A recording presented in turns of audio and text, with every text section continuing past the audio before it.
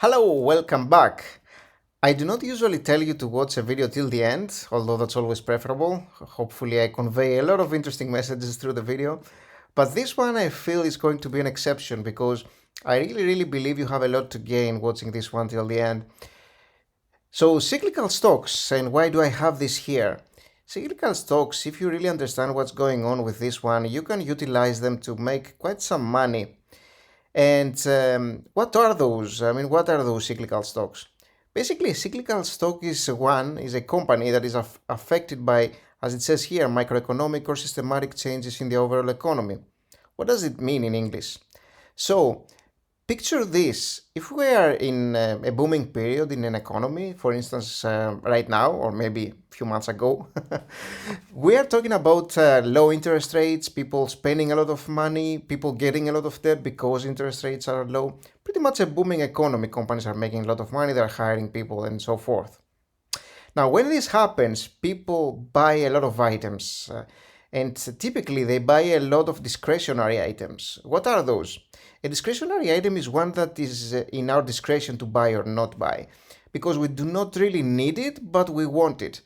An item of this sort is a phone, a cell phone, or a car. We don't really need either of those, but we want them because they make our lives better. Now, when we have a recession, we cannot really typically afford to spend a lot of money to this item, buying these items. And we want to be spending money for the most part in non-discretionary items.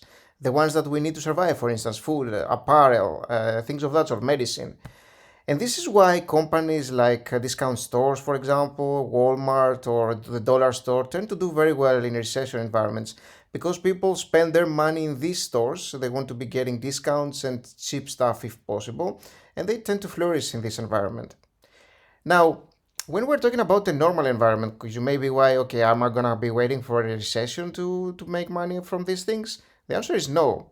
And I want to point this out to you, this article. Are commodity stocks cyclical is what the article is asking, and they sure are. Commodity stocks, what are those? A commodity is basically an item that you can produce without having to have any like technological advancements or some weird machinery. For instance, a Tesla car or an EV car really can be produced by some companies. It's a tough thing to do, requires a lot of technological effort. Sometimes you don't even have the way to produce it. And when we're talking about a product like cookies or sugar or gold, everybody can do this. These are reproducible very easily. And they don't require some technological advancements, they don't require anything special really. So these are commodities. And with commodities tend to be cyclical in nature. Again, same thing with the items that was mentioned earlier, like food or apparel or cars. Now, there are cycles, as the article mentions here, within cycles. So, for instance, notice the latest cycle in terms of oil. Oil, remember a couple of years ago, everybody was looking to sell it. And now everybody is looking to have bought it because it's getting more expensive, more and more expensive. This is a cycle, and it is a cycle for a well-known commodity that works like this, which is oil. Other commodities of that sort, metals, for instance, and metal miners, for example, can be sharing this kind of up and down price action, as you will see here. And the article mentions some companies of this sort, basically pointing to companies that extract raw resources from the ground, like mining companies and things of that sort, or refined sugar, refined products and things of that sort, wood, for example. So the important thing about getting into these stocks early and is making sure that they are sustainable, because whenever you enter a company of that sort early, you have risk. Some of these companies may not have good cash flow, many cash reserves really, and they could go bankrupt. So you need to be making sure as much as possible that you are investing in not investing, actually mostly trading. This is, I wouldn't picture this much so much as investing as it trading the cycle really. But you need to make sure that the company has a good cash flow and can actually sustain themselves for a while, like they don't have a lot of debt, for example, is important. So, I want to point out an example of a company that I successfully traded, I bought back in 2020, and I made many times my money really on that one. So, This one is X, United States Steel Corporation. Now, as you'll see right now, in the last month the company is sitting at 37, 30, almost $38.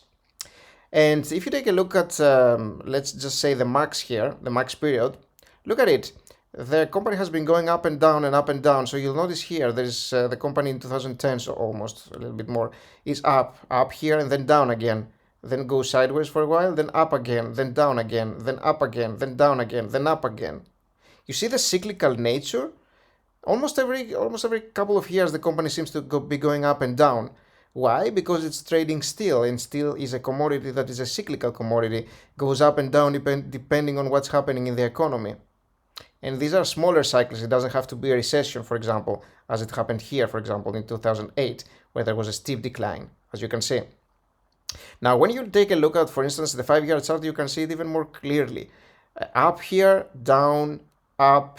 You see, in like a 3-year period, if in a 5-year period, there have been 1, 2, and 3 cycles here. See? 3 changes pretty much. These are all tradable. So what I did myself is I actually bought around 8 here it was, I remember, yeah, somewhere between here in 2020. And I sold back at 25, 26, something of that sort, when it was happening sometime in 2022, beginning of 2022 or so, or December 21, something of that sort is when I sold. Now, why did I sell? I mean, I could wait, of course, for it to potentially go higher. But if you take a little bit of a look at the max here, obviously, whenever you buy a company of this sort, you don't know what is going to be happening, right? But take a look at this max. Notice that the highest peaks tend to be at around 40, you see? See that here? So the highest peaks tend to be at around 40. We have like 2 or 3 peaks at around 40. So a little bit below is like maybe 35, 30, and things of that sort. So when you are trading this one, you may be willing to hold it till it goes around 40. When it reaches 40, you start to be having a little bit more of a risk there. I myself, for the most part, sold because I had made a lot of money out of this trade, of course, because it was like 4 times as much as I initially invested, pretty much. And also I wanted to utilize the money for a different stock. So as it was raising, I'm like, okay, let's take some off the table because this cycle may abruptly end. It has happened before. But typically I would want to hold till the stock goes at around 40. As you see here, it tends to be, sort of like a ceiling for the company, a resistance level, as we call it. And why is that important, you may be thinking? Okay, why 40? I mean, okay, we can see it in the chart. It has happened a few times. But why selling it like this time could be different? Well, there is a little bit of a problem with that. Because picture yourself having bought in 2018 when it was 40. Picture yourself having bought at 2015 when it was 40. Picture yourself having bought here when it was 40. This 40 level has a lot of resistance because people who are back holders, who have been losing money and have been holding the stock for a long time, will be selling when the stock reaches this level. Why? Because they want to recoup some of their losses. This is what we are talking about when we're talking about support levels and resistance levels in trading. They are not magical levels. They have a meaning because they are attributed to people's psychology. It's because people who are holding stock, for example, want to be selling out of the stock because, they are losing money and they're like, okay, whenever it reaches 40, I'm out. And so this becomes a little bit of a resistance because people will be selling at this level. This is why I tend to sell when we're reaching this kind of levels.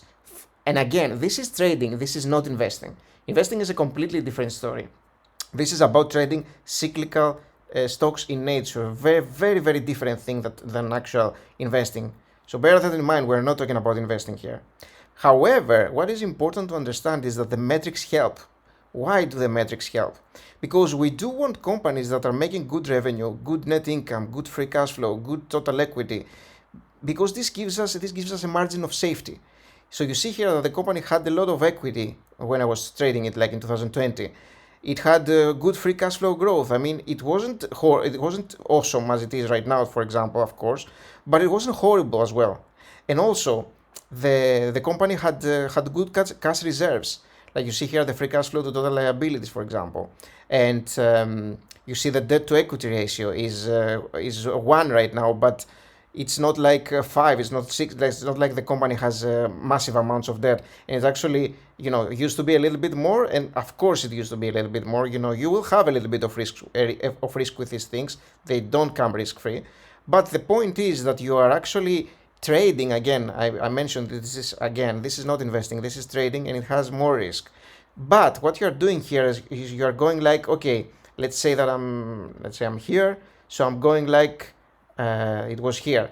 I'm going like, okay, I'm gonna bet, because it's a trade, it's a sort of like a bet. I'm gonna buy it here at $8, and I'm gonna bet, let's say I'm gonna buy $3,000 worth of shares. So I am actually risking 3,000 in order to make, if you take this to 40, it's like 5 times as much, right? It's a 5x if it reaches near 40, which is your resistance level. So you may be like, okay, I'm willing to sell when it reaches 25, as I was, because that was my plan. That was exactly my plan when I bought here. I wanted to sell at about 25, which is a 4x. So what I thought there was like, okay, I'm betting $1 to make 4, right? This is a 1 to 4 risk reward ratio, as we call it in trading. Now again, this is about trading, it's not about investing, it's a completely different story, but it has its merits, and if you are willing to take a little bit of risk, you can make some money out of it. And I'm explaining why in this video, hopefully that helps a little bit. But I did take a look at what is going on financially with the company as well. And so if you take a look, for example, at the cash flow statement, for instance, back in 2020 and 2019 over here, you will see that the company was losing some money. So again, it doesn't come risk-free. But you will also see that from 2019 to 2020, there has been a stall, a slowing loss of money, as you see here. Like earlier, they lost 800%, and now they're actually losing 3%. And so, as the company stock price starts rising again from where it was, then you could potentially think yourself of potentially adding a little bit of this company as a trade, as as a maybe a 1 or 2 year trade, that you are willing to hold the company till it reaches the higher levels again. And so this is what I did, and this is why I bought back at $8.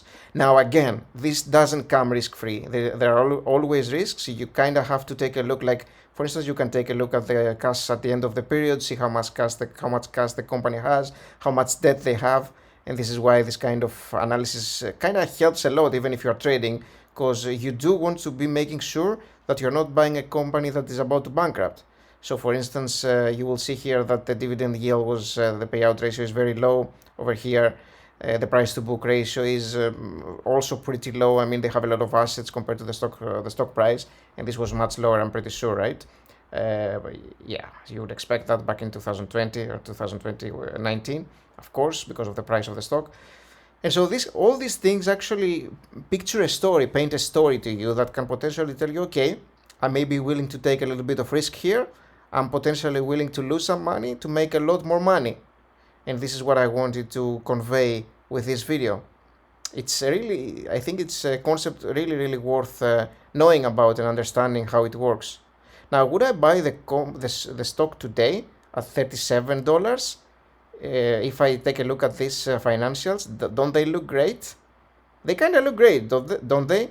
Yeah, but I'm never buying this stock from here. Why? Because it's cyclical. Because when you least expect it, it could start going down again. So it would be a massive mistake to buy here at this level. Because if the downturn happens, which will happen at some point, you don't have a support level. Notice, remember, look at the 5-year period. How many times has it been above 35? This is 35 over here, and we're at this level, 37. Has been above that, like over here. That's it, in 5 years. So you see that you have a lot of risk doing that. Just again, because we're talking about a commodity and a company that is very, very cyclical in nature. So you could be really, really affected by these things here, all these metrics, which are fine and they look awesome, yet miss the bigger picture that we're talking about a cyclical company that can go down as quickly as it went up. So hopefully this video made sense to you. I think this kind of information is very, very useful and can really be utilized to make some money if you are careful. And I hope you enjoyed the video. If you did, please leave a like. I wanted to provide as much value to you by this video, and I hope I did. And subscribe if you're not a subscriber already. I would love to see you here, and at some point I will give you access to this tool as well. I will let you know how to get access to it. It's a really cool tool. Thank you for watching this one. I hope that helps you a little bit with your investing, and I'll see you soon. Bye bye.